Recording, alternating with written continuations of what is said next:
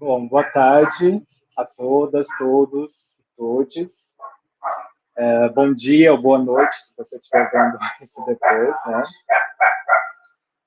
Eu queria, antes de mais nada, agradecer o convite feito pelo pessoal da, enfim, da equipe de Extensão e Cultura da Faculdade de Ciências Sociais, da UFG, para fazer essa mediação, né, aqui de uma das edições do projeto de extensão Vozes das Comunidades. E meu nome é Matheus França, eu sou doutorando em Antropologia Social aqui da FCS, do PPGás UFG, e muito me orgulha estar aqui hoje conversando com vocês para falar um pouco sobre ser LGBT na universidade, né, experiências e desafios. Na verdade, eu estou aqui mais para fazer uma moderação, né? A gente vai contar com falas que serão super poderosas e interessantes da Laura Miranda, da Janine Barbosa e do Tony Boita. Eu vou deixar que elas e eles se apresentem. Mas antes de mais nada, eu só queria destacar essa dimensão da experiência, né? Narrar, contar experiências é sempre algo também muito poderoso. É algo que, acima de tudo, faz com que a gente aprenda a partir da escuta, da experiência do outro, da outra, de outra, né? E a partir da experiência também cotidiana, das nossas trajetórias de vida, que a gente se constrói, se constitui enquanto sujeito de direitos. E aí é a partir da narração dessas experiências que a gente vai constituindo um corpo analítico, mas também de vivências coletivas para superar esses desafios, que são muitos, né? Então, eu não vou falar muito, eu gostaria de começar chamando a Laure para fazer a apresentação dela. Não sei se...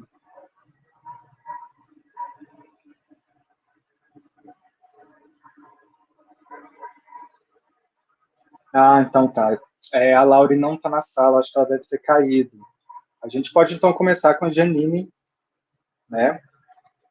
Janine vai ter uns 15, 20 minutos. A gente planejou 15 a 20 minutos para cada apresentação, para a gente privilegiar um momento de debate, de compartilhamento de experiências de quem está assistindo, de questões, dúvidas. Ok? O Janine pode se apresentar, tá bom? Olá, boa noite a todas, todes e todos. Eu estou muito feliz de estar aqui. Quero agradecer o convite para participar, agradecer a toda a Comissão de Extensão e Cultura da Faculdade de Ciências Sociais da UFG e parabenizar por esse projeto, Vozes das Comunidades, Voz das Comunidades, né, com o Sertão da UFG, e ressaltar a importância que tem projetos como esse, ações como estas, da gente poder escutar essas vozes que muitas vezes são extremamente silenciadas e ainda sofrem com o epistemicídio nas universidades, né? As nossas vozes, principalmente de mulheres negras, LGBT, mulheres negras lésbicas, mulheres negras trans, homens negros, gays, trans, essas comunidades que são subalternizadas, né, essa nomenclatura acadêmica, né, para justificar essa exclusão e a não representatividade dessa população na academia, mesmo sabendo que essas pessoas estão produzindo conhecimento cotidianamente, é uma forma de epistemicídio, e aqui esse projeto Voz das Comunidades faz com que a gente reverta esse processo de extermínio colonial das nossas mentes e dos nossos corpos, né? Então, estar aqui presente é algo de extrema importância, de extrema relevância, e eu fico muito feliz de poder partilhar um pouco das minhas vivências e experiências na universidade, mas sempre ressaltando que antes da universidade, depois da universidade, a gente precisa sempre lembrar das nossas bases, daquelas pessoas que vieram antes, como diz a Jurema Werneck, os nossos passos vêm de longe, E o que nos fortalece e para continuar no ambiente universitário, que muitas vezes é extremamente desgastante mentalmente, e é a gente ter as nossas bases, as nossas comunidades conosco, né? Porque quando também como a Angela Davis diz, quando uma mulher negra, enfim, se movimenta, o mundo inteiro se movimenta, né? Então, quando a gente está dentro desse espaço, tendo poder de fala e poder de escuta também, a gente não está falando somente por nós. Eu não estou falando aqui somente como Giannini, eu estou falando como parte de variadas comunidades de mulheres negras, de povos negros e também LGBT, né? As populações negras dissidentes. Então, que me acompanham e que estão sempre me apoiando e incentivando. Então, eu vou falar um pouquinho da minha formação e da onde eu venho. Eu sou de Santa Maria, Rio Grande do Sul, fica no interior do sul do Brasil. Eu nasci e cresci na Vila Urlândia, que é uma das periferias de Santa Maria. Logo depois eu saio de Santa Maria e vou para Pelotas, inicio a graduação em bacharelado em conservação e restauro de bens culturais móveis na Universidade Federal de Pelotas, faço parte da primeira turma que iniciou com o processo de um processo de ampliação das universidades, isso quando nós ainda estávamos no governo Lula e Dilma, né? E era essa extensão das universidades, e também eu chego num momento em que estão surgindo vários projetos de pesquisa, projetos de extensão e oportunidades de bolsa de estudos. Então, durante a graduação em conservação e restauro, eu fiz parte de vários projetos, PIBIC, PIBID, CNPq, CAPES, todos, entre outros projetos de extensão, né, ProExt também participei, e todos esses relacionados com a museologia, antropologia, artes visuais, e eu tive poucas, assim, experiências necessariamente com conservação. Durante a graduação, eu não tive bolsa de conservação e restauro, todas as minhas bolsas foram de museologia. Por que eu estou falando isso? Isso foi um dos desafios que surgiram, né, durante essa minha experiência na universidade.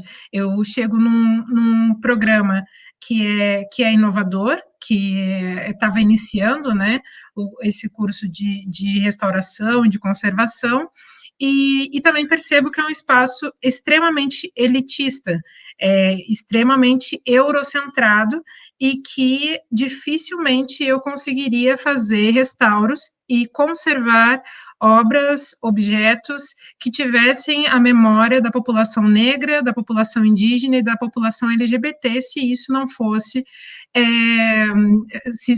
permeado por muitos conflitos. Então, eu vejo na museologia eu tenho um acolhimento dentro da museologia desde o princípio, dos projetos que eu fui buscando e participando para poder fomentar essas questões, né, da memória desses objetos e o porquê fazer aquele trabalho de restauro, né? Então, dentro dos laboratórios de restauro de tela, de imagens sacras, de papel, de fotografia, restauro de madeira, cada um desses laboratórios eu procurei levar um objeto que tivesse a ver com aquilo que eu acreditava que poderia fazer parte do fortalecimento dessas comunidades que eu estava participando e que, enfim, eu estava dentro e fora da universidade fazendo esse trabalho, né? Então, fiz alguns restauros, né, de fichas, de atas de antigos clubes sociais negros, trabalhei com algumas imagens que eram de casas de religião de matriz africana, objetos e materiais, e também algumas imagens também vinda de casas de religião de matriz africana, como as imagens dos Exus, as bonecas negras, assim, entre outras, por exemplo, jornais que tivessem a ver com a comunidade LGBT, jornais da década de 70, no período da ditadura. Então, eu acho que essa questão de saber qual o papel social do conservador-restaurador é algo que ainda é um tabu dentro da área de conservação e restauração. A gente ainda tende a pensar que a restauração é um trabalho bastante mecanicista, que assim, ele é um braço, né, da reserva técnica do museu, e que a gente vai catalogar, sistematizar, auxiliar, né, em toda a política que existe de escolha, de descarte, etc., ajudar nas exposições, mas dificilmente o conservador-restaurador participa, por exemplo, das ações educativas, e era uma coisa que eu gostava muito de fazer. Então, logo depois, agora terminando, para não ocupar muito tempo, dentro do curso de conservação e restauro, eu comecei, junto com a professora Francisca Miquelon, que foi quem me orientou durante a graduação, a pesquisar mais sobre museus acessíveis. Então, além da questão da negritude e da questão LGBT, eu queria muito aprender sobre as questões quais eram as lutas das pessoas com deficiência e como que a gente poderia tornar os espaços culturais mais acessíveis. Então, eu trabalhei em alguns projetos que eram voltados para museus e acessibilidade, e dentro da área de conservação e restauro, como que o conservador-restaurador vai tratar da questão da acessibilidade. Então, eu fui buscar trabalhos que tivessem a ver com isso. Eu queria muito ter essa ligação, né? Então, o meu trabalho de conclusão de curso foi o Conservador em Conflito, em relação à melhoria da iluminação em espaços museais. Então, a ideia foi entender que a luz, ela é o principal mecanismo de deterioração dos objetos. Mas, ao mesmo tempo, a luz para as pessoas com deficiência visual e não as pessoas cegas, que tem uma diferença, né? Elas se guiam pela luz. E a luz também, ela ela causa um ambiente de conforto ou desconforto, mesmo para as pessoas videntes, ou as pessoas que enxergam. Então, o meu papel foi tentar fazer um equilíbrio entre o conforto, né, das salas de exposição para as pessoas videntes e também para as pessoas com deficiência visual, tratar desse conforto e também tratar das medidas de lux para essas exposições. Claro que isso foi o objeto, né, de estudo, mas ele não parou só ali, porque a ideia foi também trazer a todas as regras da BNT, como tornar as exposições mais inclusivas, né, tanto para pessoas cadeirantes, para pessoas com nanismo, para mulheres que muitas vezes estão com um carrinho de bebê, para pessoas que têm alguma deficiência intelectual, e, enfim, eu fui tentando trabalhar com várias outras questões, fazendo uma provocação para a área de conservação e restauro, e para o papel do conservador-restaurador. Quando a gente vai tratar de objetos, a gente não está falando somente de objetos, nós estamos falando de pessoas, de histórias, de memórias, e como a gente pode fazer com que as pessoas elas se sintam pertencentes e convidadas a estar nesses espaços. Então, logo depois disso, eu fiz mestrado em Memória Social e Patrimônio Cultural, no qual eu trabalhei com um acervo particular do poeta da consciência negra, como é conhecido, o mestre Oliveira Silveira, e nesse trabalho, né, com esse acervo fotográfico da década de 70, o nome o título, né, do meu projeto de pesquisa era Memória da Militância Negra durante a ditadura civil-militar, através da fotografia. Então, a ideia foi trazer essas fotografias para público, porque muitas fotografias eram desconhecidas da maior parte da população, e com essas fotografias, juntamente com as poesias do poeta Oliveira Silveira, eu criei, juntamente com várias pessoas das comunidades que eu fazia parte, do Museu Comunitário 13 de Maio, do Projeto Assuma Sua Negritude, e com a JUNF, que é a Juventude Negra Feminina de Santa Maria, que é um grupo que eu também fiz parte da criação desse coletivo de jovens negras. Enfim, em todos esses coletivos, eu aprendi várias formas de fazer oficinas, de rodas de conversa, de trazer a fotografia, a poesia, para tentar conhecer um pouco mais da história do movimento negro no Brasil através de poemas, de fotografias. Então, durante os 2 anos de mestrado, eu procurei fazer parte de algumas atividades que tinham a ver com museologia e com patrimônio cultural, e trouxe um pouco dessas histórias que estavam ali naquelas fotografias, também fazendo algumas entrevistas com lideranças dos movimentos negros.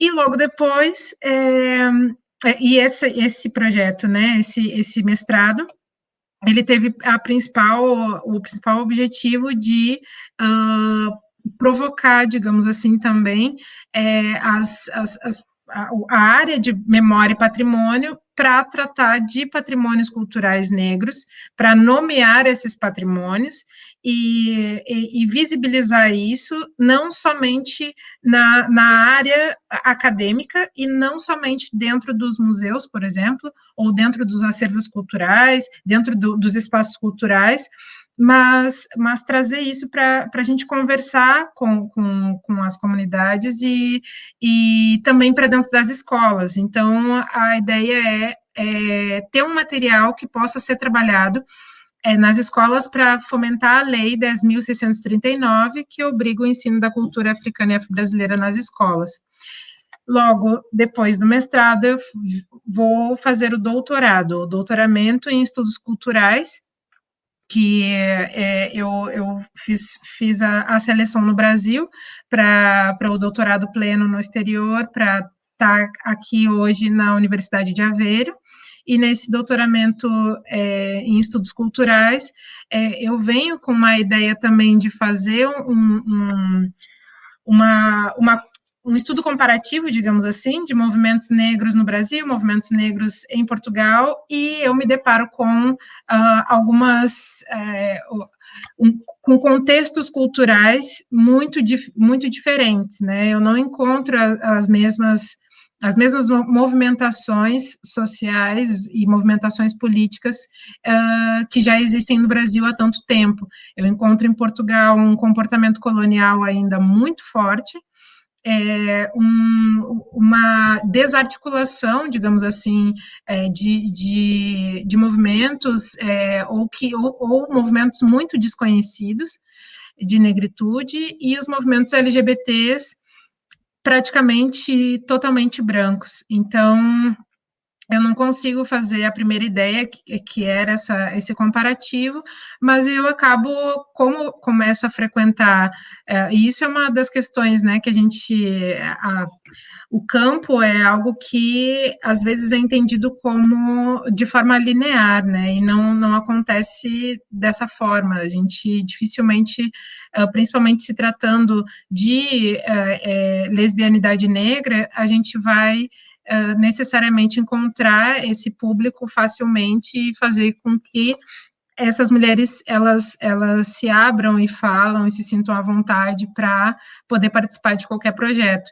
Então, eu passo a participar de algumas marchas, de reuniões, de eventos da comunidade africana nas periferias, e começo a encontrar 1, 2, 3 mulheres lésbicas negras que podem, talvez, me colocar numa rede de contatos para a gente poder iniciar uma conversa. Então, é assim que eu inicio o que hoje é a tese de doutoramento, que ainda está em curso. Eu estou escrevendo a tese e pretendo terminar esse ano, que é mapeamento que é sobre mapeamento cultural e contra a cartografia de lésbicas, da lesbianidade negra em Lisboa e área metropolitana.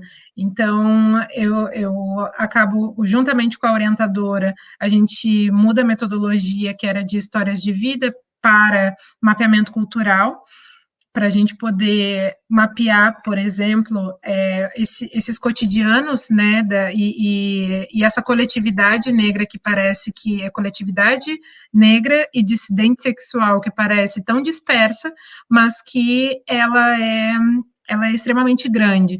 Então, eu vou para basicamente 17 regiões entre Lisboa e área metropolitana, fazendo entrevistas, coletando algumas informações que estão em áudio, em vídeo e também nos mapas. Eu utilizo primeiramente mapas físicos e depois a gente passa para os mapas digitais, que isso tudo é feito junto com as entrevistadas, né? Mas o fato é que esse doutorado, ele me abriu muitas portas para poder discutir sobre lesbianidade negra, principalmente sobre lesbianidade negra em contexto de língua portuguesa, e isso em Portugal, né? E o que acontece? Aqui existe uma comunidade negra africana que é chamada de PALOP, que são os países oficiais de língua portuguesa, muito forte. Existe uma comunidade negra gigante, que a gente ainda não tem ideia estatística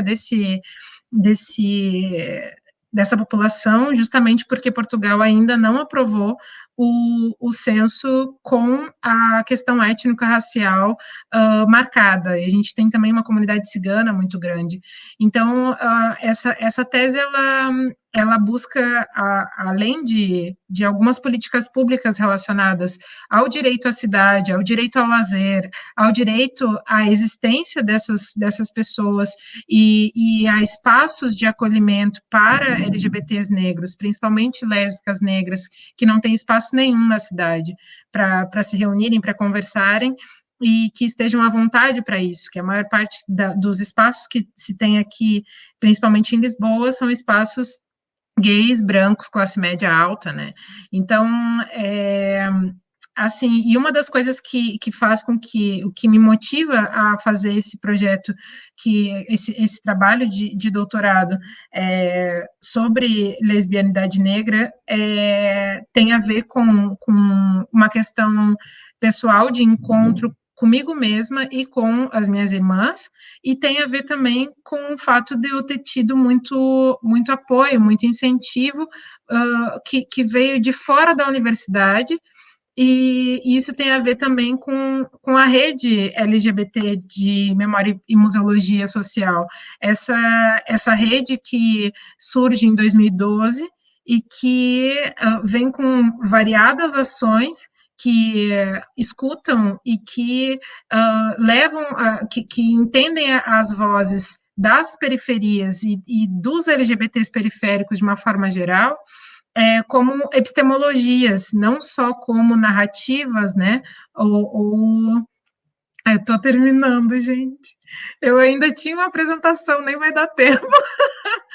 Mas, bom, só para terminar agora, eu quero agradecer principalmente a essa rede LGBT de memória e museologia social, que eu faço parte com muito orgulho. Agradecer ao Tony, ao Jean, por estarem sempre, durante todos esses anos, nós estamos juntos há mais de 10 anos em conversas e se fortalecendo, independente do lugar onde nós estejamos, e agradeço também a todas as pessoas que têm me acompanhado, as mulheres negras da Juventude Negra Feminina de Santa Maria, as mulheres negras e lésbicas e bissexuais do coletivo Zanelli Morrolli, aqui de Lisboa, ao grupo de estudos Sociomuseologia, Interseccionalidade, Gênero, Raça e Classe, né, que é coordenado, tem a coordenação da professora Judite Primo, e que eu também estou participando, né, integrada com a Cátedra Unesco, Educação, Cidadania e Diversidade Cultural, do Centro de Estudos Interdisciplinares em Educação e Desenvolvimento, agradecer ao GES, que é o projeto Gênero e Performance do Centro de Línguas e Culturas, do qual eu faço parte também. E, embora a gente tenha muitos entraves e muita dificuldade, às vezes, de fazer com que as nossas vozes sejam escutadas na universidade, existem pessoas e professores que não separam, né, a questão do pensamento político e das práticas sociais e da produção acadêmica. Isso é inseparável, né? A gente caminha junto com tudo isso e eu fico à disposição para qualquer questão, qualquer pergunta. É isso, muito obrigada. Obrigado, Janine. Super interessante. Já fiquei com várias perguntas aqui na minha cabeça. Tenho certeza que você vai poder falar mais um pouquinho no debate. E é muito interessante. Eu vou fazer um brevíssimo comentário aqui também sobre sua fala. É interessante como no título da live de hoje, né, ser LGBT na universidade, experiências e desafios, tem um termo implícito aí, né, que não tá escrito, mas ele está colocado, e não poderia deixar de estar, que é a noção, a própria ideia de resistência, né, e aí você conta um pouco no seu percurso, desde a graduação até agora o momento, enquanto estudante de doutorado, como você foi se construindo subjetivamente, mas também enquanto pesquisadora, enquanto estudante, enquanto pensadora, e como que tudo isso vai se unindo, né, em uma trama, porque de fato não tem como a gente separar nenhuma dessas coisas, né? Muito obrigado, a gente continua conversando já já. Eu vou chamar agora a Laura voltou, Laura Miranda, vou deixar que ela se apresente também. Ela vai ter também entre 15 e 20 minutos para fazer sua apresentação, para a gente deixar um tempinho para que as dúvidas, perguntas, questões e outras experiências que não vão ser faladas aqui hoje em voz alta, mas vão estar escritas e a gente vai comentar depois, elas possam ter lugar também. Obrigado, Laura, por ter aceito o convite. A palavra é sua. Primeiramente, boa noite, né, a todos. Agradecer o convite, né, de toda a organização desse evento, né, em tempos remotos, em tempos pandêmicos, né, mas a gente tem que ocupar esses espaços de qualquer forma, né, e agradecer ao professor Tony, né, os demais membros que estão na organização desse evento, que são eventos super importantes, né, a gente está discutindo sobre essa temática que apesar, né, de ter uma grande movimentação, né, recente na academia e também fora da academia, né, sobre essas questões de gênero, sexualidade, da população LGBT, na qual estou inserida, é necessário, né, dar continuidade a essas discussões, principalmente quando se trata das questões LGBT, né, seja dentro da universidade ou fora dela, né, que não tem como fugir das opressões sendo LGBT, né, dentro da universidade e fora da universidade. Então, eu sou a Laura Miranda Silva, ou Laure Collins, né, nas minhas redes sociais. Eu sou professora, pesquisadora, sou mulher trans, afro-ameríndia, né, tenho essas relações étnicas, raciais, identitárias, né, então, por questão de representatividade mesmo, né, essa minha fala, e eu sou doutoranda, né, em História na Universidade Federal do Rio Grande do Sul, onde eu estou vivendo atualmente aqui, né, em Porto Alegre, mas sou rondoniense, nortista, porto-velhense, e estou trabalhando com essa temática desde a época da minha graduação, né, as questões de gênero e sexualidade, né, em especial a temática da história LGBT+, na minha região, em Rondônia, na Amazônia, né, se faz presente desde a minha época de graduação em História pela Universidade Federal de Rondônia. Né. É claro que essa temática, né, ela dialoga bastante com a minha trajetória de vida pessoal, e também acadêmica, né? Então, não tem como eu fugir disso. Eu poderia muito bem pesquisar outras questões, eu poderia pesquisar da área da saúde, trabalhar com exatas, algo, sabe? Mas, felizmente, é a temática que eu gosto, é uma das temáticas que eu gosto de trabalhar, que é as questões LGBT, e as questões de gênero, né? As questões de mulheres que recentemente adentrou, né, dentro das minhas pesquisas, desde o mestrado, no caso, né, que eu venho trabalhando já com as questões de mulheres em Rondônia, mas um trabalho mais amplo vai no sentido da minha tese de doutorado mesmo, né, que está em construção, né? E adentrando ao assunto, né, específico dessa live, né, ser LGBT na universidade, né, desafios, obstáculos, conquistas, né, gira em torno desses conceitos mesmo, né, porque principalmente quando se trata de travestis, transexuais, transgêneros na universidade. A gente sabe que nós somos minorias na universidade, são poucas, dá para a gente contar quem são, inclusive a gente tem uma rede de contato, que a gente sabe quem é a trans que está na Universidade X, quem é a travesti que está na Universidade X, quem são as trans que estão na pós-graduação. Então, para vocês terem a noção e a dimensão do quanto que a educação ela ainda invisibiliza, inviabiliza o ingresso, né, o acesso e também a permanência, né, dessa população específica, né, dentro das universidades. E é interessante de como a minha questão identitária, né, de identidade de gênero, né, enquanto uma mulher transexual, ela se autoafirmou dentro depois que eu saí da universidade, né? Porque na época, quando eu entrei na universidade, eu era apenas uma bicha, uma viadinha, uma POC, né, que hoje fala POC, IAG, né, bem no sentido do linguajar, né, simples do nosso grupo, né, do nosso segmento.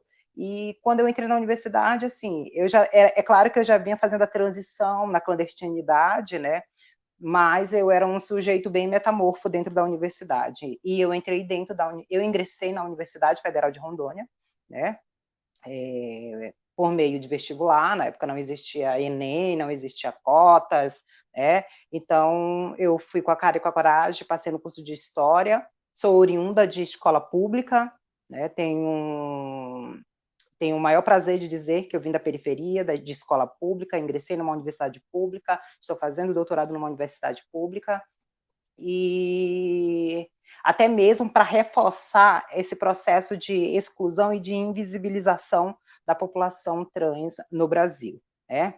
E ainda mais se tratando dessa instituição que é a universidade. E quando eu entrei na universidade, eu era uma figura super metamorfa, né? Um ser assim todo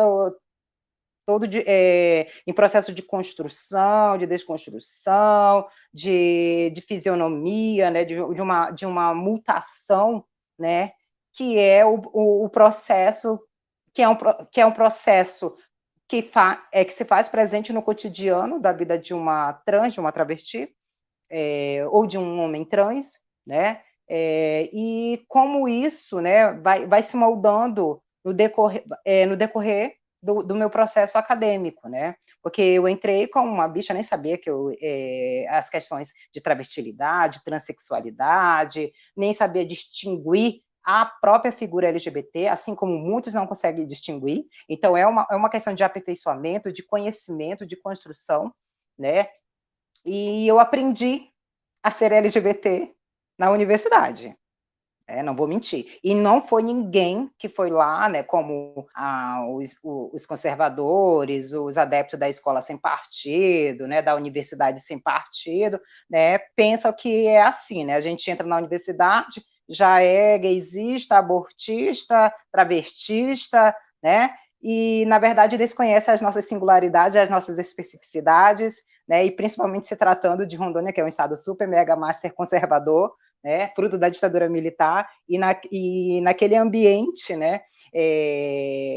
Eu dentro da universidade, então eu era quase, tem algumas amigas minhas da militância, né?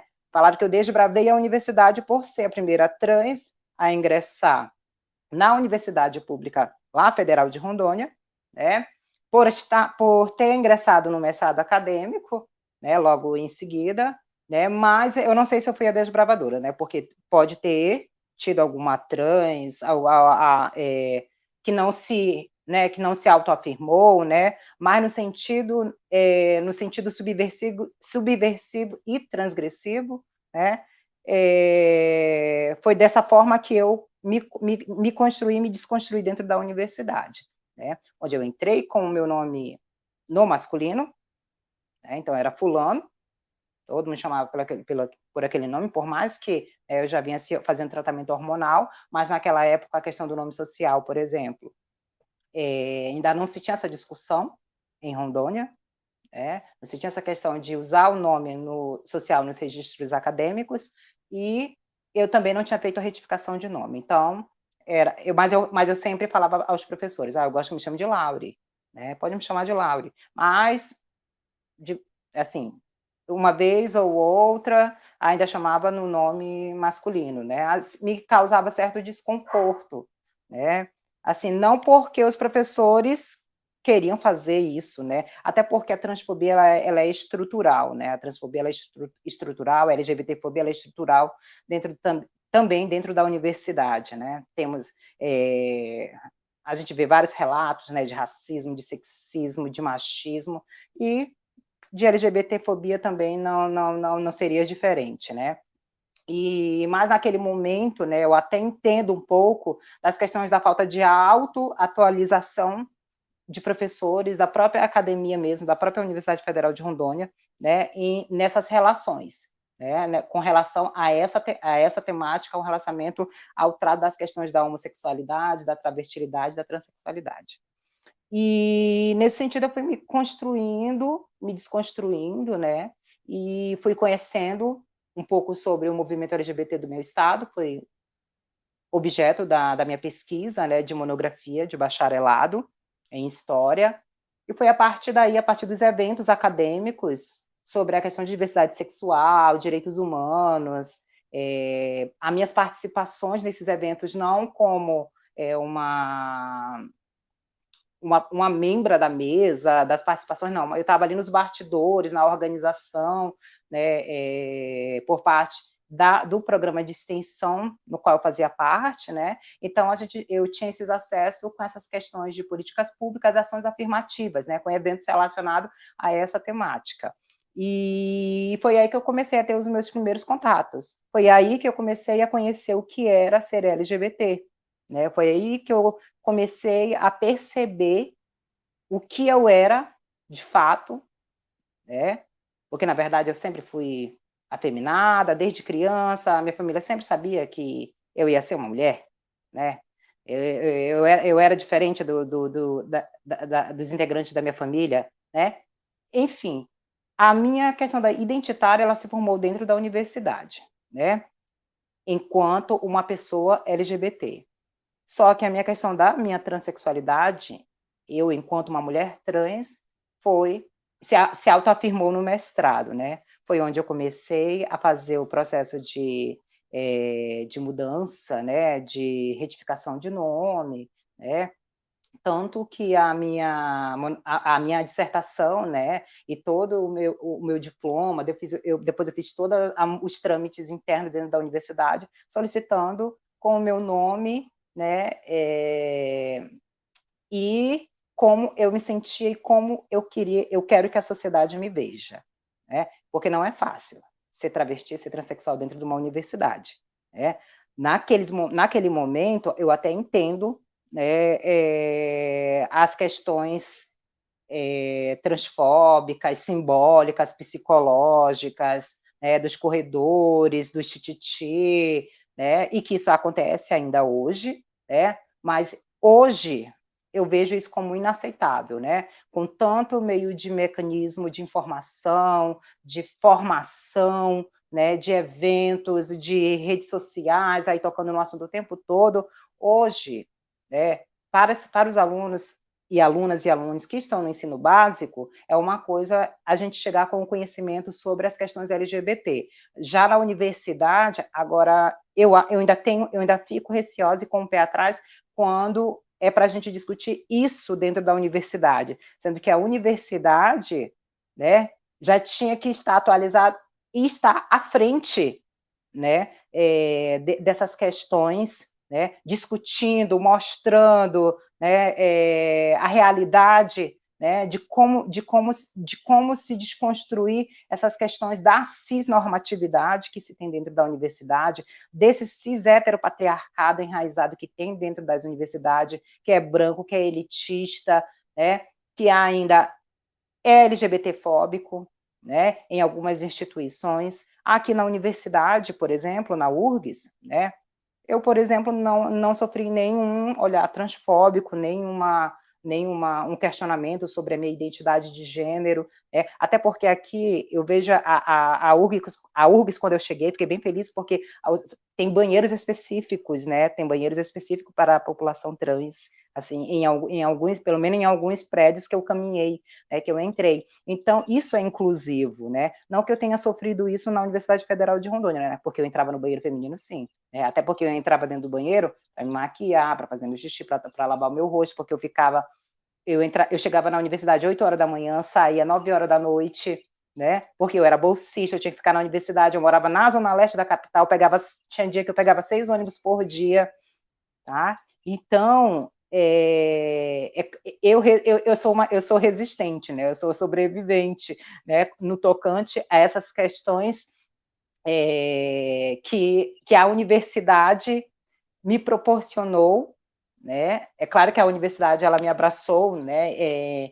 De diversas formas, né? Mas a gente não pode deixar passar essas questões estruturais, esses problemas estruturais relacionados à questão da sexualidade, da identidade de gênero dentro da universidade.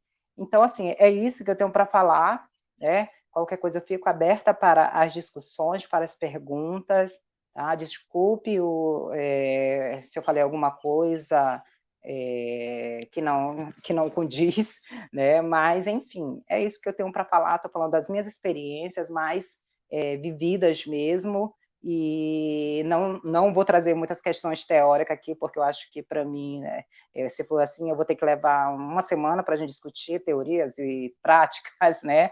Então é isso, gente. Muito obrigada, agradecer novamente a todos, né, desse evento. Espero que continuemos fazendo esses tipos de live de discussões, até porque não é a primeira vez que eu estou participando junto com o Tony, com a G, né? E é isso, estou aí disponível para ouvi-los, ouvi-las, e vida que segue, seguimos na resistência.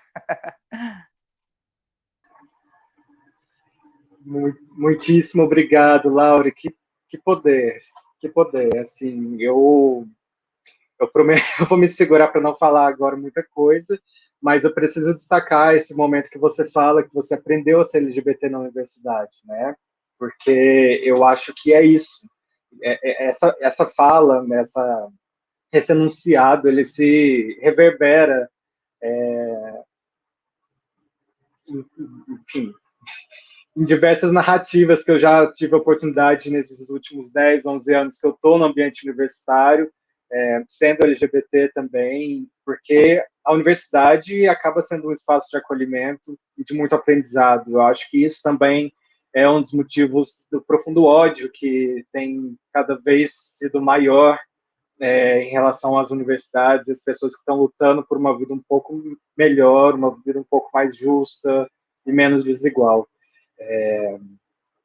Então, eu agradeço demais sua fala. Eu queria destacar Eu queria também agradecer as pessoas que estão assistindo a live, agradecer, tá, no chat tem muitos elogios, as falas da Gê, da Laure, já tem algumas perguntas rolando, eu convido vocês a fazerem mais perguntas para a gente aquecer bastante esse debate, compartilhar essas experiências, porque é isso, eu acho que a fala da Laure traz esse elemento de que a universidade é um espaço, se também de acolhimento, como ela bem coloca, é um espaço também que, enfim, esses muros da universidade, que comumente se fala, eles são muito porosos, né? Então, eles refletem também muito da opressão, das opressões e das violências que pessoas LGBT, em suas diferentes intersecções, com outros marcadores sociais da diferença, sofrem, né? Então, acho que é um espaço muito bacana, muito importante e relevante de debate. E aí eu queria agradecer mais uma vez a organização do evento, inclusive em nome especialmente das professoras Mônica Pechinche e Camila Moraes, que trabalharam aí nas últimas semanas para mais diretamente com a gente, né? Entre a equipe também, a Carol, a Carolina, o Henrique, né? Que são bolsistas. Enfim, prometo não falar mais nada, sem entender. Vou chamar agora a terceira apresentação da nossa live, é o super querido Tony Boita, para ter também entre 15 e 20 minutos para fazer sua apresentação, e a gente parte para a conversa, para o debate, para o compartilhamento de outras experiências. Obrigado, Tony. Pode falar, a palavra está com você. Obrigado, Matheus. Boa noite a todas as pessoas que estão nos assistindo. Eu quero agradecer as palavras incríveis apresentadas pela Janine e pela Laure. Quero agradecer a minha amiga, professora, orientadora, Camila, agradecer a professora Mônica, agradecer a Carolina, também ao Matheus e o Henrique aí por todo esse trabalho. É claro também que há outras pessoas envolvidas, então sei que o professor Pablo Lisboa também está envolvido nessa etapa, então agradeço ele também. Eu me chamo Tony Boita, eu sou um homem gay, venho do interior de Goiás, da cidade de Aragarças, de um antigo povoado chamado Deixado, e entrei na Universidade Federal de Goiás em 2010. Mas eu quero falar um pouquinho antes disso. É como eu desejo adentrar esse espaço universitário.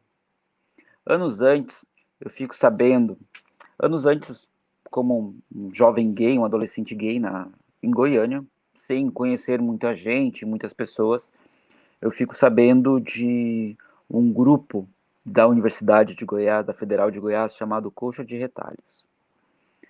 E aquilo me deixou muito intrigado, muito motivado, porque eu percebi que naquele momento as pessoas gays, lésbicas, travestis e transexuais podiam ser quem elas eram nas ruas, sem ter medo, ou qualquer coisa assim. Era um grupo de estudantes, militantes, e que eles lutavam por direitos na cidade de Goiânia.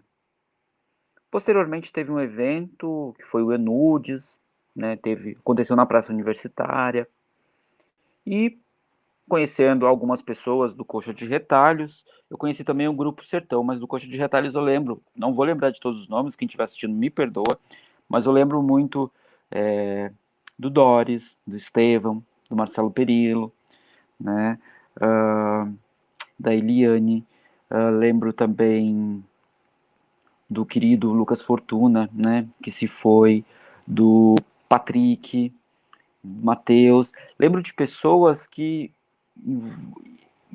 envolviam-se e lutavam por algo que eu achava incrível.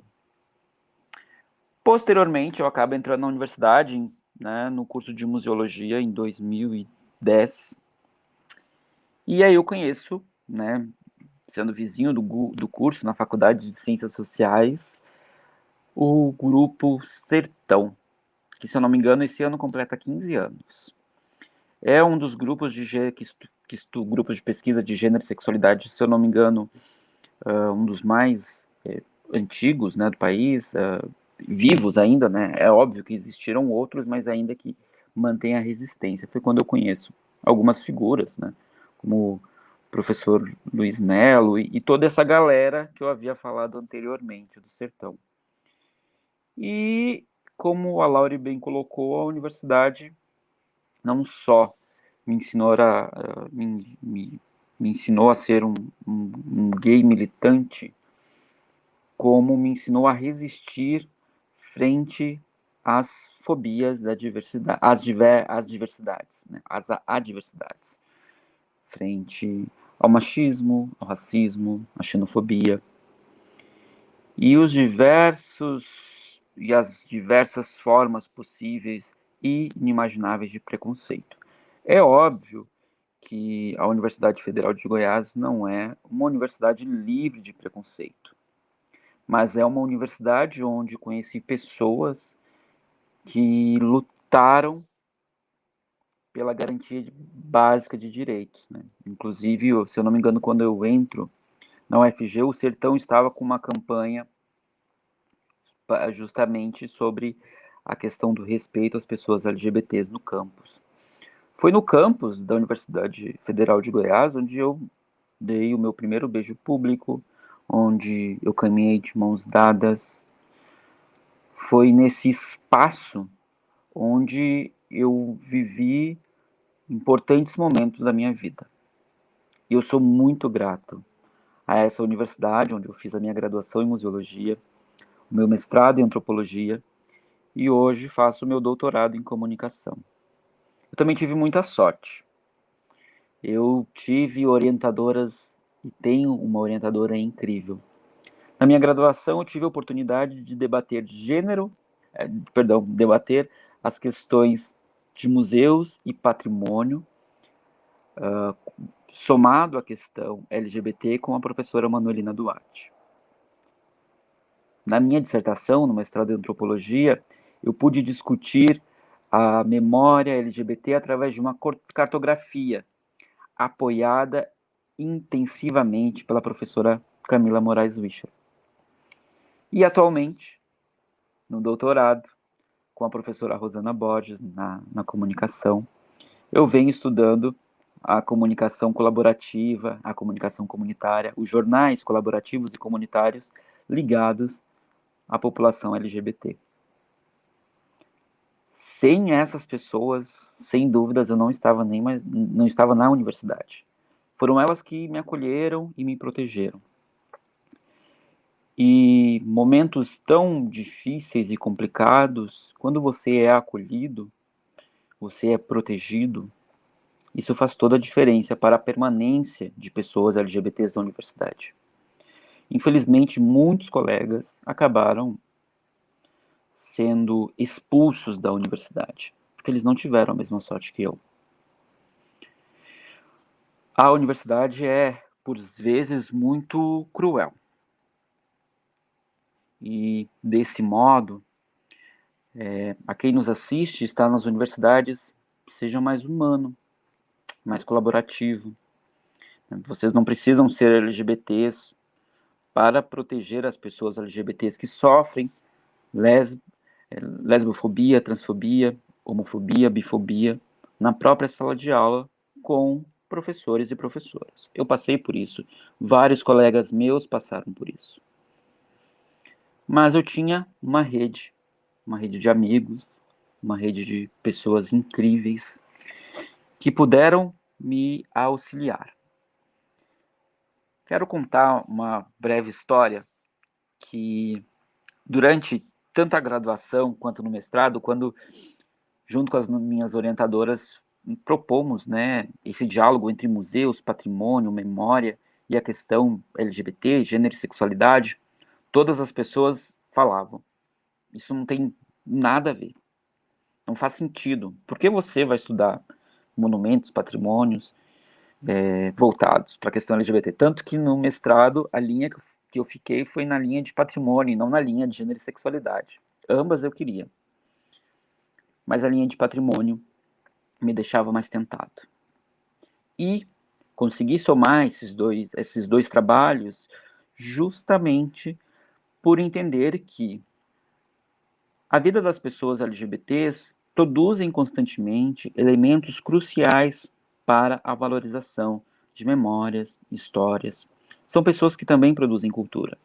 E quando dissociamos essas categorias, nós estamos colocando essas pessoas em um elemento que elas acabam, em uma categoria que elas acabam não tendo direito à vida, porque a vida perpassa a memória perpassa a cultura, e a cultura perpassa a cidadania. É muito importante quando podemos nos olhar nesses espaços, podemos ocupar esses espaços e vivenciar, né, o direito primordial para qualquer pessoa, poder ser livre. E a Universidade Federal de Goiás me proporcionou isso. Então, ser LGBT na universidade foi ser livre. É evidente que nós temos aí diversos problemas e contratempos, mas isso foi fundamental na minha formação profissional, na minha formação acadêmica. Minhas orientadoras sempre me possibilitaram isso e continuam me possibilitando. Aquelas pessoas que nos assistem, seria fundamental que essa liberdade pudesse ser propagada nesses espaços. Falando também um pouquinho, né, de como foi, né, essa vida acadêmica na UFG, perpassou, né, tive também outros docentes e outros professores e outros colegas que puderam me garantir a vida. Por diversas vezes, não só eu, como diversos colegas, tivemos as nossas vidas ameaçadas. Não é seguro ser LGBT no Brasil, não é seguro ser LGBT no Centro-Oeste, ainda mais em Goiânia. Não é à toa que o grupo Coxa de Retalhos, o grupo Sertão, foram portos seguros, né, portos seguros para que eu pudesse viver e resistir. Hoje, né, se eu sou um militante, se eu sou um colaborador, eu agradeço a todas essas figuras desta universidade, desse estado, que puderam garantir esses direitos básicos, esses direitos de liberdade que eu pude desfrutar. E tudo isso, né, esses quase 10 anos de UFG, eu acho isso tão estranho, mas é um bom tempo, gerou um livro coordenado juntamente com a professora Camila Moraes Wischer, que é o Museologia LGBT, Cartografias das Memórias LGBTI em Acervos, Arquivos, Patrimônios, Monumentos e Museus Transgressores.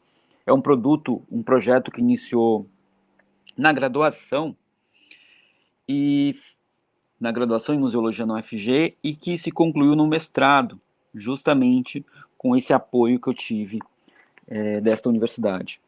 E esse livro, ele foi produzido, né, levou-se um bom tempo e um grande apoio, que eu tenho esse apoio até hoje, e ele está disponível para quem quiser comprar na editora Metanoia, que é uma editora também incrível. E foi graças a essas professoras, graças a essa universidade, que eu pude publicar esses 10 anos de pesquisa que também perpassam a minha experiência nessa universidade.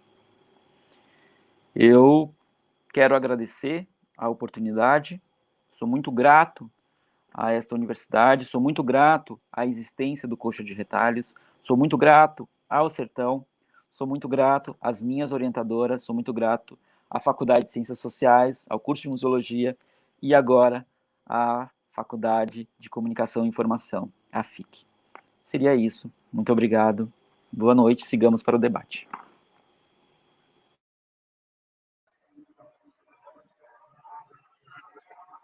Uau, Tony, obrigado pela fala emocionante, tocante, também muito poderosa. De alguma maneira, nossas trajetórias são muito parecidas. Eu também entrei na UFG em 2010, e eu também não posso deixar de dizer o quanto eu sou grato ao Coxa de Retalhos por ter aberto todas as portas na UFG para que a vida e a existência de pessoas LGBT na UFG e também em outros espaços da cidade de Goiânia, de Goiás, de outros lugares, porque essas pessoas circulam, né, em outros lugares também, fosse respeitado, né, minimamente, enfim, que como você falou, os direitos mais básicos fossem respeitados. E aí, especialmente o sertão, e eu não, não vou nem citar nomes para não cometer o erro de esquecer de alguém, mas, na verdade, na figura dos professores Camilo, Braz, que foi meu orientador de iniciação científica no sertão, professor Luiz Melo, que me orientou em extensão em cultura, foi bolsista do sertão, foi um espaço que me acolheu profundamente, que me fez também me sentir bem, me sentir em um lugar que eu pertencia, né? E eu acho que esse tipo de, de iniciativas ou de organizações e de redes, elas são fundamentais. E aí eu tenho que te dizer também que você se tornou uma dessas pessoas referência também para novos alunos e estudantes que estão entrando mais recentemente na UFG. É muito legal como a gente consegue ver, né, vislumbrar essas passagens. Não vou me estender. Eu gostaria eu tenho algumas questões, mas eu gostaria de primeiro, se vocês concordarem, de trazer as perguntas do chat, do pessoal que está enviando várias questões. Eu estou pensando em ler todas, tá? E aí a gente faz um revezamento entre vocês três para responderem, pode ser? E aí a gente faz uma segunda rodada se aparecerem mais perguntas a partir dessas, e eu posso fazer alguma pergunta também. Tá ok? Bom, pelo que me consta, se eu esquecer de alguma coisa, me avisem. O Marcelo Santos pergunta para G. G, você acha que as dificuldades da comunidade LGBT vêm antes do racismo ou se acentuam com o racismo? O que vem primeiro, o racismo ou a transfobia? A Paula Almeida diz que gostaria de ouvir Janine sobre as contribuições que sua pesquisa traz na construção e valorização da memória lésbica. O João Victor, ele faz um comentário sobre a fala da G. Em algum momento da fala dela, ele diz, muito importante, isso me faz ver muito sobre os privilégios e sobre as problemáticas dentro da comunidade LGBTQIA+. O Carlos Moura pergunta para a Laure, Laure, você acredita que esse aprender que você fala, né, que você aprendeu na universidade, ser LGBT, entendi que é isso, você acredita que o aprender poderia iniciar no ensino médio, uma vez que este é um espaço de muitas descobertas do ser LGBT? A Marta Quintiliano comenta aqui, né, o que seria de nós sem as redes do afeto? Realmente, Marta, eu acho que é uma coisa que a gente tira mesmo das coisas mais poderosas e bonitas que a gente tira desse momento que a gente está tendo hoje. E estão me falando aqui, um passarinho me contou muitos comentários sobre as redes de afeto e os coletivos da UFG. Eu não estou olhando o chat exatamente agora, mas eu imagino que muitos comentários sobre Coxa, muitos comentários sobre Sertão, e imagino que outros núcleos também que se formaram mais recentemente, né, em torno de questões de gênero, sexualidade e outros marcadores, sobretudo raça, etnicidade e tudo mais. Bom, a gente tem essa primeira rodada de perguntas, eu acho que ainda não deu tempo de perguntas mais objetivas ao Tony, na verdade, muitas reações à fala dele sobre os coletivos, sobre os grupos, sobre as redes de afeto. Eu acho que tocou todo mundo, né? A gente pode fazer uma rodadinha rápida de respostas, pode ser? Começando pela G, depois Laure, e se Tony quiser comentar alguma coisa também. Matheus, eu agradeço por repassar as perguntas, né? Fiquei bem feliz com os comentários. Tem aqui alguns relatos também de algumas pessoas. E, bom, eu queria primeiro dizer que a questão que o Matheus, não é Matheus, Marcelo traz sobre essas dificuldades que a gente encontra nas comunidades LGBTs principalmente dissidentes sexuais negras, né? Se essa pergunta relacionada ao que vem antes, ou o que piora, ou o que causa mais discriminação, ela em si, psicologicamente, já é uma questão, desculpa que o telefone tocou, ela já é uma questão violenta psicologicamente, justamente pelo fato que trazem as feministas negras, e principalmente a Patrícia Hill Collins e a Kimberly Crenshaw, quando vão tratar da questão da interseccionalidade. Porque quando a gente tem a vertente interseccional, a gente entende que o racismo, assim como a LGBTfobia e o patriarcalismo, entre outras categorias de opressão, elas caminham juntas, e elas justamente se fortalecem também quando estão juntas, né? Então é muito difícil eu dizer o que é mais doloroso ou o que vai causar mais discriminação, se é LGBTfobia, ou se é a lesbofobia, ou se é o racismo.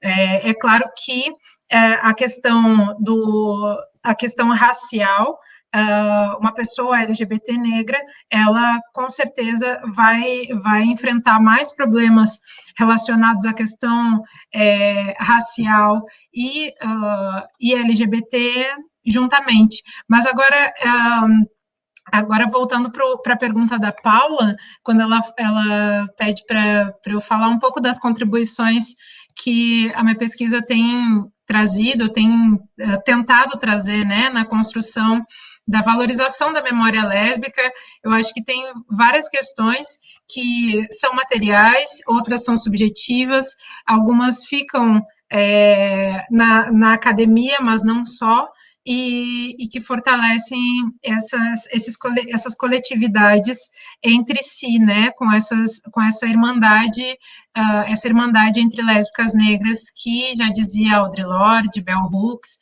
Mas agora, em relação ao campo da museologia, o que eu tenho tentado fazer enquanto ativista da museologia social procurar fazer, juntamente com as minhas amigas e parceiras de coletivos, principalmente do coletivo Zanelli Morrolli, de lésbicas e bissexuais negras, a gente ir construindo um acervo digital de fotografias, de atividades nossas, de eventos, de convívios, assim como na pesquisa atual, que tem a ver com a contracartografia da lesbianidade negra, a elaboração de novos mapas da cidade com a perspectiva lésbica, negra e imigrante, é algo que já trouxe assim uma outra visibilidade de um futuro para essa cidade, a partir da visão dessas mulheres lésbicas negras, e também a questão das políticas públicas, os dados, né, coletados, com as entrevistas e com essas fotografias, a gente consegue, de certa forma, mostrar para a sociedade portuguesa que existe uma coletividade lésbica negra aqui em Portugal, que tem muitas cabo-verdianas, guinenses, santomenses, enfim, de vários outros países de língua portuguesa que, né, foram colonizados por Portugal, que, enfim, que permanecem, que estão aqui e que estão se movimentando. Eu queria, não sei se dá tempo, eu queria ler uma parte de um artigo que eu escrevi para a revista de museologia, Cadernos de Sociomuseologia, que tem a organização da Judite Primo, Jean Batista e o Tony Boita, que é o dossiê Corpo, Gênero e Dissidência nos Museus e na Museologia, e eu queria ler uma partezinha desse texto. Eu não sei se dá tempo ainda. Acha que dá? Tá bem. Então, para não tirar muito o tempo das outras pessoas, vamos lá. Eu fiz uma proposta desse texto, que é de uma museologia lésbica negra. Então, eu tento trazer aqui algumas experiências de exposições que nós fizemos aqui, um pouco da minha experiência enquanto ativista e acadêmica, e também ativista da museologia social. E então, logo ao final do texto, eu vou explicar o que significa, né, essa museologia lésbica negra. Propõe a construção inegociável da quebra dos museus celebrativos da memória do poder e a relação das dimensões entrecruzadas da problematização do racismo e da lesbofobia nos museus, para além da visibilização da autodefinição de experiências soterradas na colonialidade de gênero, raça e orientação sexual, tendo como foco a luta pela ampliação de epistemologias afrodiaspóricas, juntamente com um pensamento negro, sexo-genérico, dissidente e feminista na museologia. Então, dessa forma, eu enfim, reafirmo que qualquer proposta, né, que seja, principalmente as propostas organizadas em curadoria coletiva, organização expográfica, organizadas por lésbicas negras, né, protagonizadas por essas mulheres, e trazendo essa denominação museologia lésbica negra, ela se trata de uma busca teórica, prática, política, construída entre muitas mãos, intersecções, culminações de diálogos biomitográficos sobre sexualidades negras não normativas.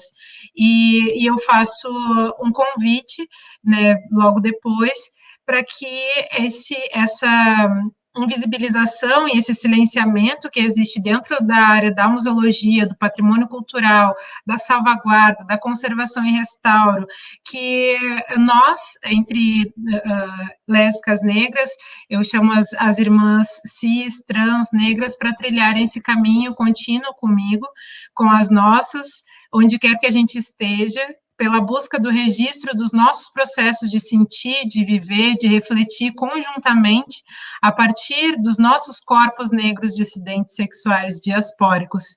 E eu ressalto, assim, novamente, que essa museologia lésbica negra de autodeterminação como mulheres e como comunidade, como mulheres lésbicas, como comunidade negra, que se autonomeia, se autorrepresenta, como atoras políticas, críticas, anticoloniais, que determina suas próprias experiências culturais, territoriais, linguísticas, estéticas e magéticas, estabelecidas pelo lugar de não exotificação dos nossos corpos negros e da nossa dissidência sexual. Então, eu escrevo na primeira pessoa esse texto para reafirmar que, embora as nossas vozes lésbicas negras, vozes zames, como conceituado por Audre Lorde, tenham sido denominadas academicamente como subalternizadas, que o racismo e a fobia aos LGBTs que estejam ainda no cerne da museologia e do patrimônio cultural, nós estávamos aqui, nós estamos aqui, nós estaremos aqui, a partir das nossas formas complexas de pensar epistemologias feministas negras, interseccionais e decoloniais, como ferramentas conceituais urgentes para a área da museologia, que reivindicamos por uma museologia lésbica negra como um ato de resistência. É isso, gente. Obrigada e peço desculpa se eu me alonguei. Imagina, Gê. Obrigado. Maravilhosas suas respostas. Laure, você, por favor. Então, quando eu falo que eu aprendi a ser LGBT, né, não é só no sentido da minha questão de identidade de gênero, mas também enquanto uma categoria que eu aprendi a conviver, me relacionar, como vocês trazem, né, a questão da afetividade, de conhecer outras pessoas LGBT na universidade, mas e que no meu caso só LGBT mesmo dentro da universidade, porque naquele momento que eu estava na graduação, 2007 a 2010, né, eu não tinha nenhuma amiga travesti, nenhuma amiga trans intelectual dentro da universidade. Né? Então, assim, meus primeiros contatos com, por exemplo, com intelectuais trans, com pesquisadoras trans, foi já fora da universidade, né? Aí, porque muitas não, as poucas que estão na universidade hoje, lá em Rondônia, por exemplo, né? São amigas minhas que eu conheci fora da universidade e que entraram na universidade depois, né? Então, assim, muitas delas falam que eu abri as portas, né? Eu desbravei para outras entrarem também, né? Eu tenho amigas que estão na educação e que hoje estão no mestrado, né? Eu já tenho uma amiga que está no doutorado, e então, assim, sempre se espelhando em mim, mas, na verdade, eu falo assim, não se espelham em mim, porque eu não sou Floxichere, né? Eu não sou santa, né? Então, eu fico receosa quando as pessoas eu me espelho em você, né? Quando amigos meus, amigas e amigas falam, né? Dessas questões de um protagonismo que eu tenho na universidade, que eu tive na universidade, né? Nesse sentido, né? E aí, quando eu falei a questão do aprender a ser LGBT, então envolve todas essas questões, né? Não é uma questão de que, por exemplo, naquele momento, a universidade me mostrou, né? Algum professor, nesse sentido, falou, você é trans. Não. A minha questão da minha transexualidade, da travestilidade que veio primeiro, né?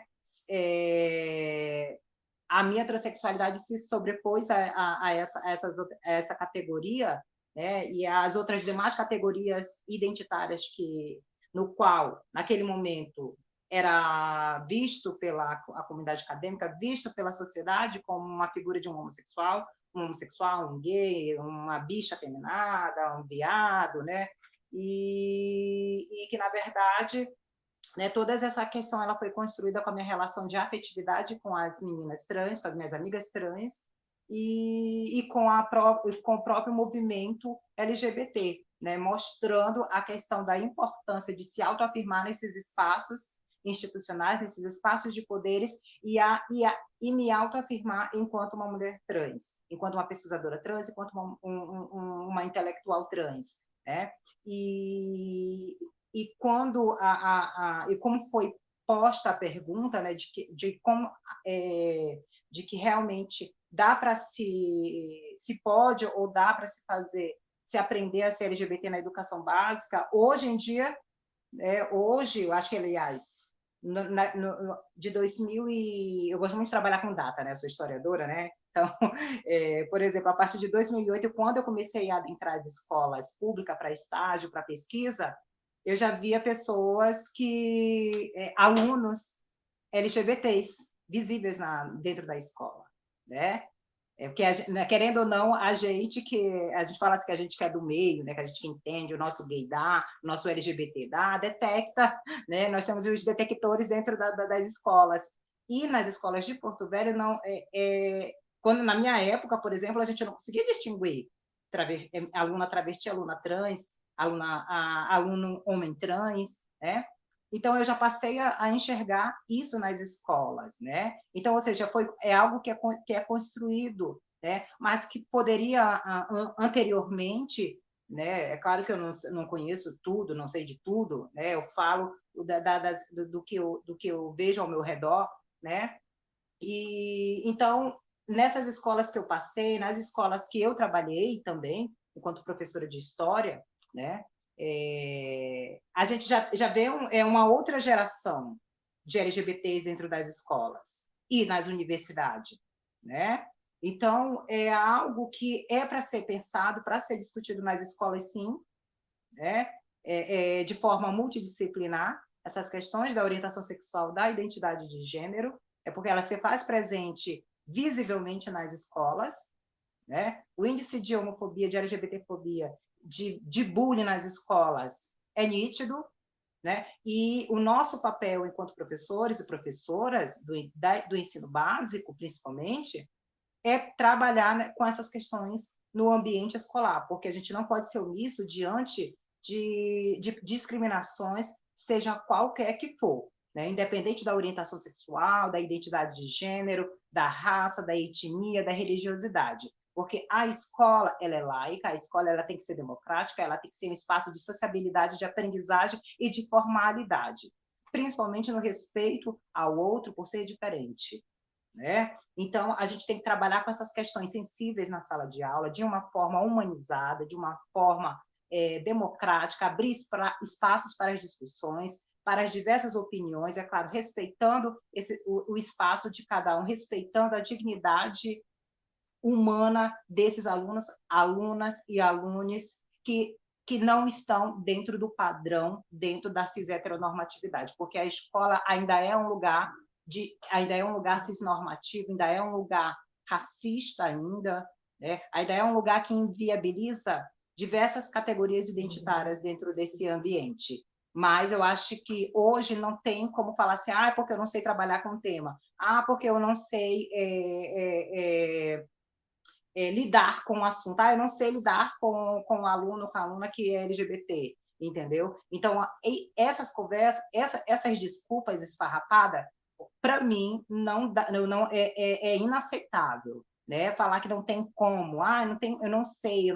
Tem redes sociais, tem Facebook, tem YouTube, temos canais com sujeitos e sujeitas aí mostrando as suas histórias de vida, suas experiências, como trabalhar isso, como trabalhar aquilo. Então, dá para sim, para aprender a ser LGBT e a respeitar LGBT na escola. É lá que tudo se formaliza, né? A escola é esse local de formação e informação, né? De visibilização, de respeito, de formar, de construir uma cidadania plena para que esses sujeitos que estão na invisibilidade, que não estão dentro das universidades, principalmente as travestis e transexuais e transgêneros, que nós somos 0,2% da população que está na universidade, né? Ou seja, há um problema estrutural e é um problema grave educacional, há um problema da falta de políticas públicas com relação a isso, e outra, nós não queremos privilégio quando a gente fala de cotas dentro das universidades, nós não queremos ocupar espaços de pessoas cis-héteras, não, nós queremos o nosso espaço como cidadãs, que a gente paga impostos como qualquer um branco cis-hétero. Então, é isso. Então, dá sim para se fazer uma discussão dentro das escolas com relação a esses temas. Eu já trabalhei essas questões em sala de aula, eu já trabalhei isso na minha escola, já realizei projetos, particularmente fiz a parada gay dentro da escola, entendeu? Não sei porque eu não estou presa, mas, enfim, a gente vai transgredindo, vai ocupando esses espaços, vai mostrando para o que a gente tem, para o que a gente está pronto e postos para qualquer tipo de atrocidades, para essa questão desse problema estrutural que é a LGBTfobia dentro das escolas, dentro das universidades e em outros espaços que, né, que não cabem no momento nessa discussão. Laura, muito obrigado. Excelente resposta. Muito obrigado mesmo. Tony, para além caso você queira reagir aos comentários que foram feitos à sua fala, a gente recebeu uma pergunta da Ana Cristina Alves Oliveira. Ela fala, boa noite. Tony, você poderia compartilhar com a gente o que aconteceu na sua vida que levou você a escolher essa área de estudo? Bom, agradeço a pergunta. Tony, desculpa, Tony, é porque chegou mais uma aqui que eu não tinha visto. O Ângelo Guimarães, Ângelo Guimarães da Lacrosse perguntou, Tony, como você administra ou concilia a vida, entre aspas, livre dentro da universidade, alicerçada pelas nossas teorias, entre aspas, libertárias, com um cotidiano fora da universidade, repressivo e muito forte? Bom, primeiro, né, sobre a minha vida universitária. Bom, como eu adentro a museologia e me sinto incomodado com as representações dos museus no patrimônio, que sempre é muito normativa, e a ausência da representação de pessoas travestis, transexuais, lésbicas, gays, bissexuais, pessoas negras, eu passo a refletir, então, sobre a presença, sobre a ausência, a invisibilidade desses corpos nesses espaços de memória, e passo a propor, então, algumas reflexões e algumas ações. E como a museologia é muito interdisciplinar, eu entendia que era muito importante o mestrado em antropologia, justamente pelo o debate de cultura, debate de corpo, debate de gênero e sexualidade. E, posteriormente, né, o doutorado em comunicação, ele me subsidia muito as ferramentas, o entendimento de como esses mecanismos, eles são difundidos através de diferentes mídias e suportes. Então, toda a minha formação acadêmica, ela perpassa pela minha graduação, que é interdisciplinar, a museologia é um campo interdisciplinar, e por esse motivo, eu acabo me adentrando nessas diversas áreas justamente para sustentar o meu debate teórico, que é garantir o direito à memória, à história, às pessoas LGBTs, focando na preservação e comunicação, na salvaguarda e comunicação desses acervos materiais e imateriais. A segunda pergunta é referente a essa dualidade. Eu sempre coloco que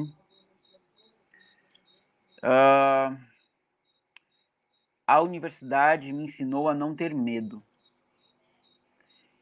E Sertão, Coxa de Retalhos, os diferentes coletivos, minhas professoras, orientadoras, amigos e amigas me ensinaram a não ter medo, a não viver com medo. E por esse motivo, eu resolvi resistir, lutar e viver com a pouca liberdade que foi me dada, mas foi uma liberdade me dada com muita luta de pessoas que vieram antes de mim, né? E por esse motivo eu preciso não ter medo, porque se hoje é difícil, outros períodos pode ter sido muito pior. Então eu optei em não ter medo e aprendi isso, a não ter medo. Acho que seria isso. Muito obrigado, Tony, também pela fala.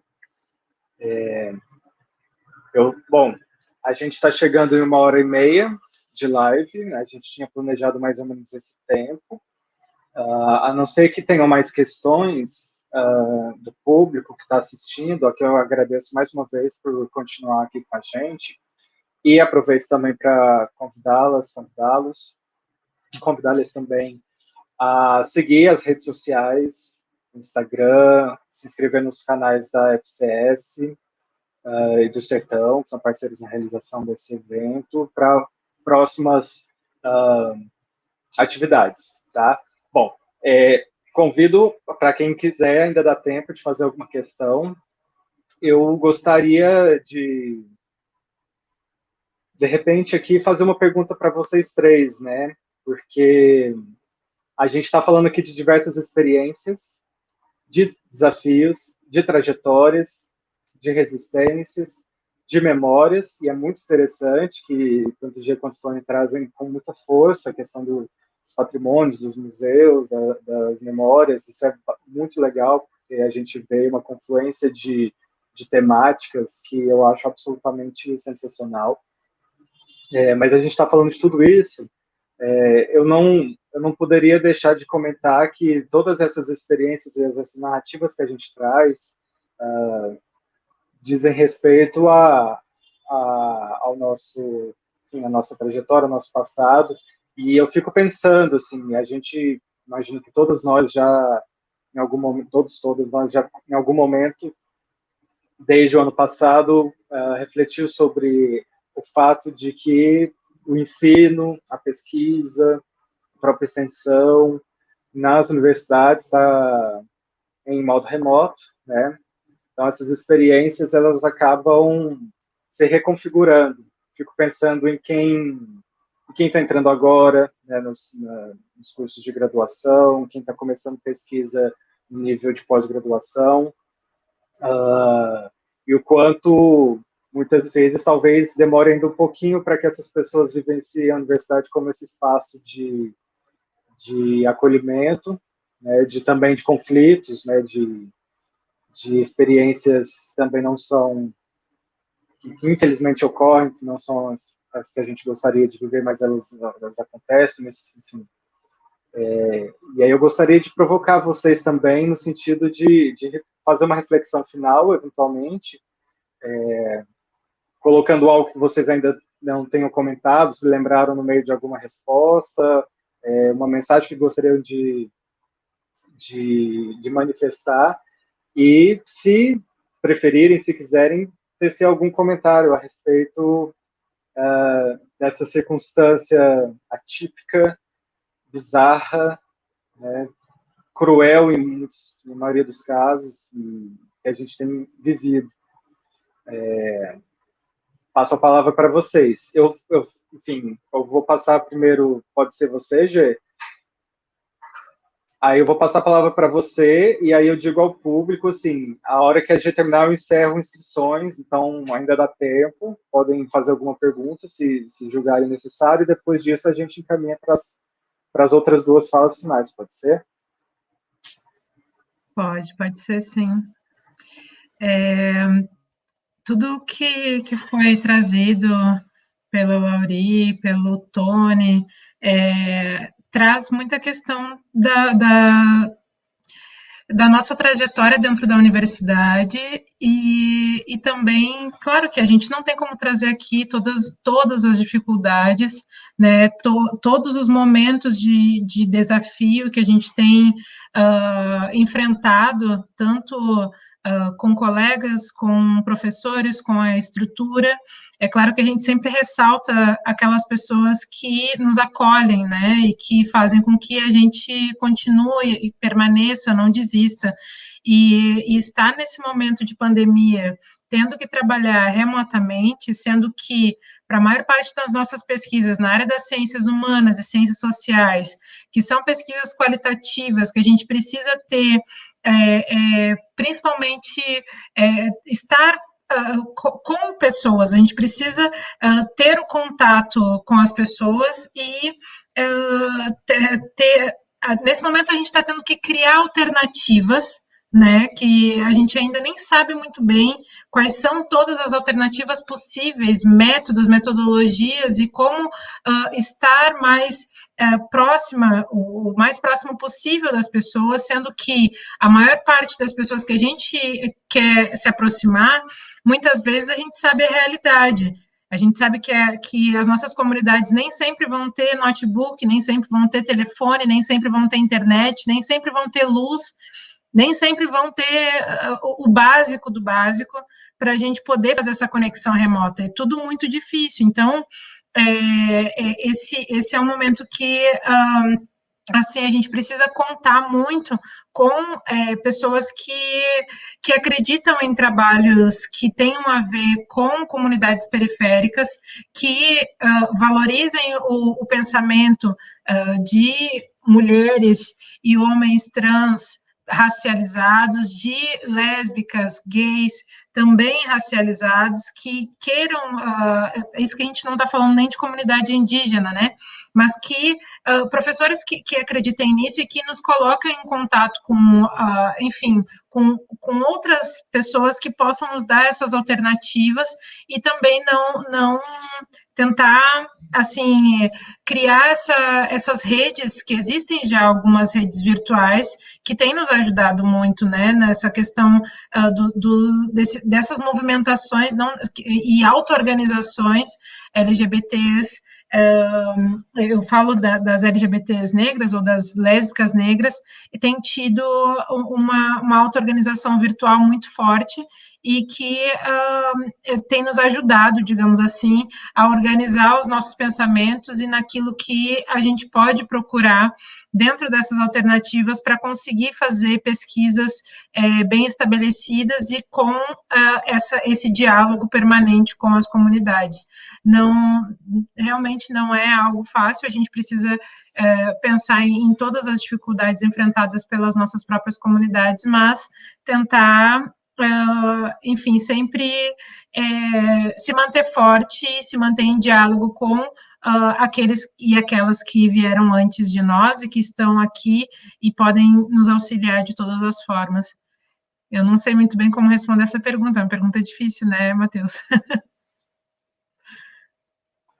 Comentários apenas, mas assim, gostei bastante, é isso, né?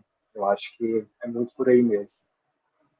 Mas obrigada pelo convite. Eu quero agradecer de novo a toda a organização da UFG, agradecer ao projeto o Voz das Comunidades, a Faculdade de Ciências Sociais, né, e ao Tony e a Camila. Muito obrigada pelo convite. Espero estar em outras rodas de conversa com vocês.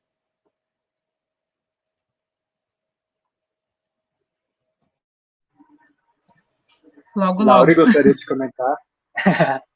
Sim, assim, na verdade, é mais assim, umas considerações que eu quero fazer, né, acerca das questões LGBT+, e a universidade, né? Eu acho que as nossas universidades públicas estaduais têm um papel importante nessa nossa luta, nessas questões relacionadas a nossas produções, né, acadêmicas, e assim, um dos pontos que eu sempre coloco nas minhas discussões, quando se trata de academia e LGBT, né, eu acho que a universidade ela precisa ainda dar mais espaços para os movimentos LGBTs, sabe? Trazer esses ativistas e essas ativistas que estão no fronte, né, para dentro das discussões acadêmicas, trazer para dialogar com o movimento, né? Porque se temos todo um pioneirismo nas lutas, nas conquistas para a população LGBT, é graças a esses sujeitos que estão fora da universidade, que estão ali no fronte, batendo contra o sistema, né, tentando garantir a nossa sobrevivência diária, né, num país que mais mata LGBT no mundo. Então, acho que a universidade também fazendo essa ponte, essas discussões, trazendo o movimento para dentro da universidade, né, é claro que a gente tem que, enquanto a universidade, enquanto um espaço de poder, enquanto um espaço dos campos dos saberes, né, da ciência, né, tem suas peculiaridades, tem as suas especificidades, mas não se constrói um saber quando se trata das questões de gênero e sexualidade, né, sem conhecer, sem observar, sem dialogar com quem está fora, que são os principais precursores, sujeitos, que vivencia, que tem conhecimento, que tem experiência, que tem vivência, né, de oportunizar esses sujeitos a falar, a deixar falar e a gente ouvir, né? E quando eu falo a gente, eu também me insiro nessa questão, porque eu estou na academia, não como servidora, não como uma funcionária, mas eu estou enquanto doutoranda, né?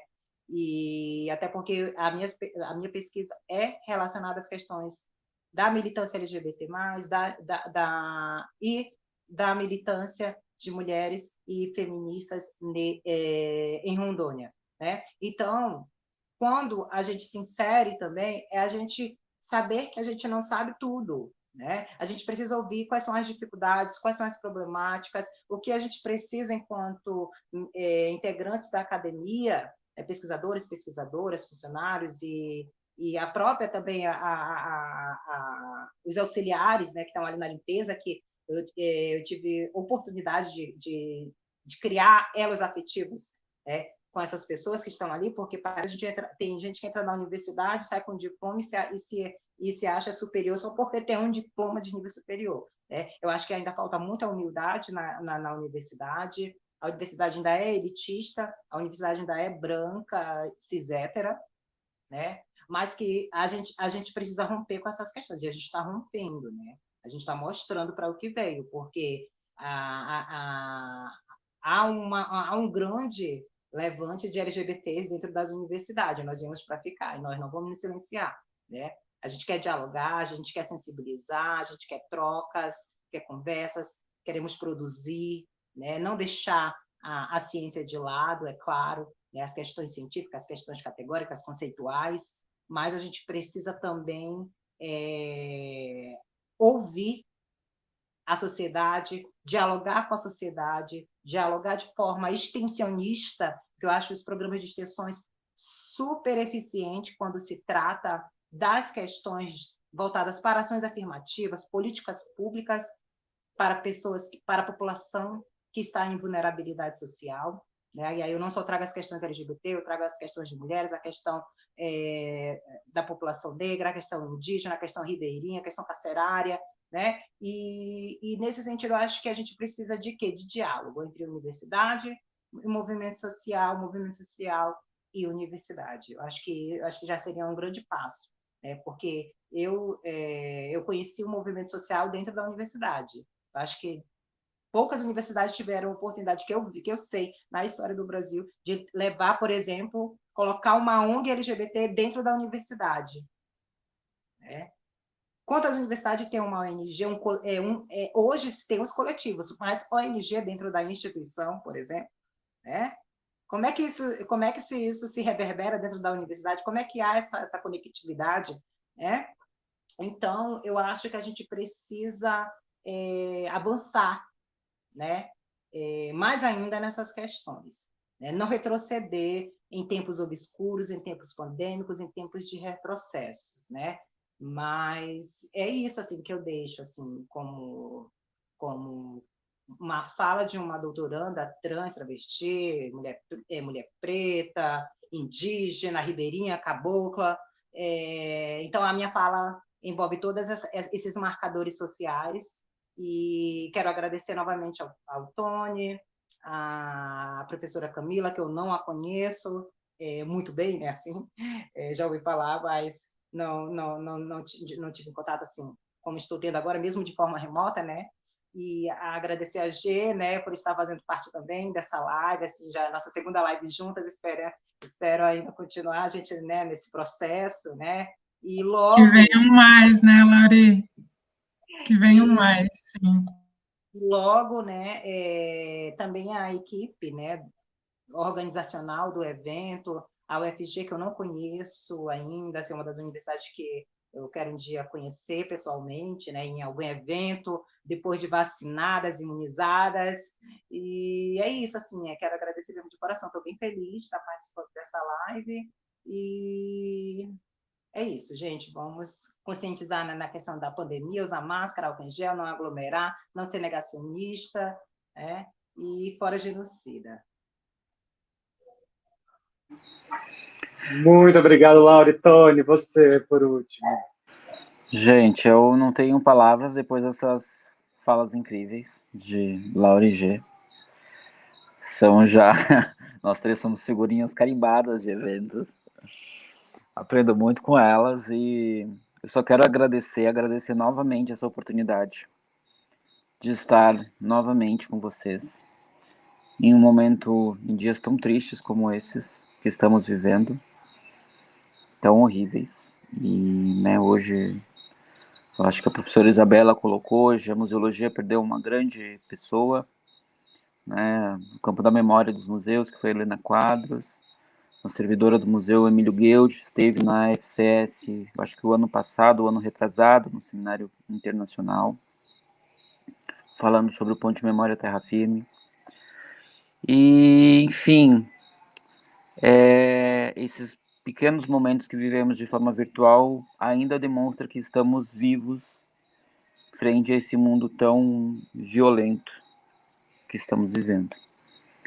Desejo a todos e a todas e a todes saúde, fiquem bem, fiquem seguros, fiquem bem psicologicamente, fisicamente, sobrevivam, porque infelizmente ao final disso muitos de nós não estaremos vivos. A cada dia mais esse vírus se muta e a gente não sabe muito mais o que fazer para evitar que eles não nos ataquem. É uma coisa muito louca. E é isso.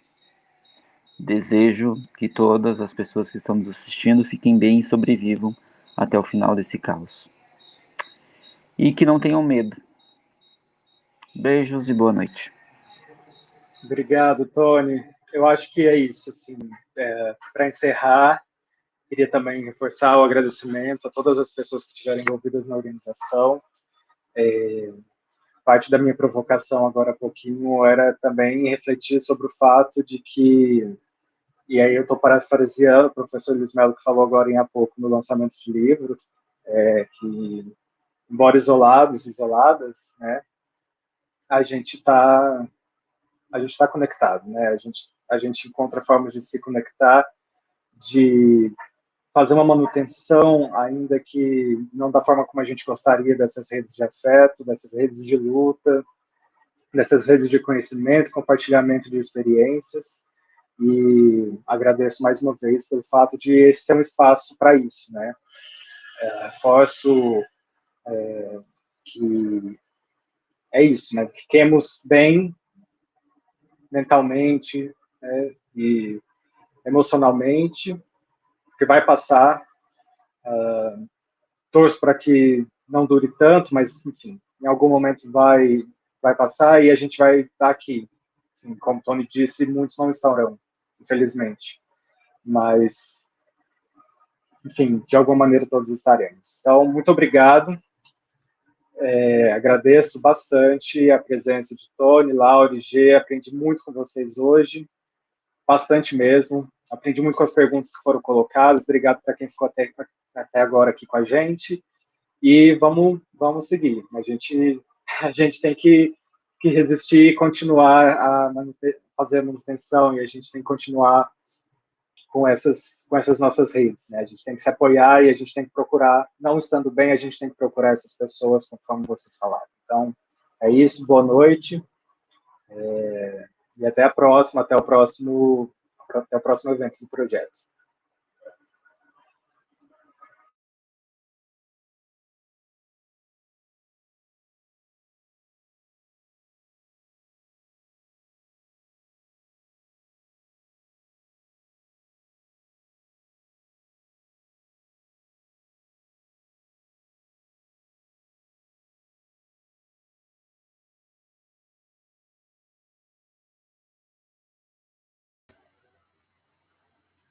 Olá, não sei se todos já saíram, queria